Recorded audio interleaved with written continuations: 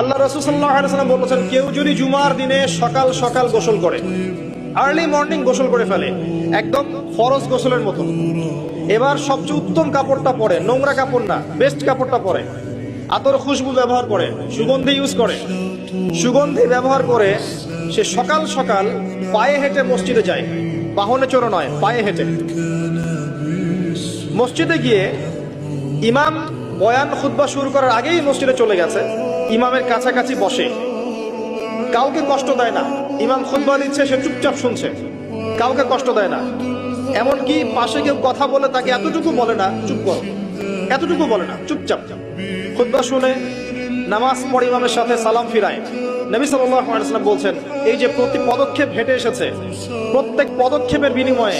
1 বছরের নফল নামাজ, 1 বছরের নফল রোজা নেকি দেয়া।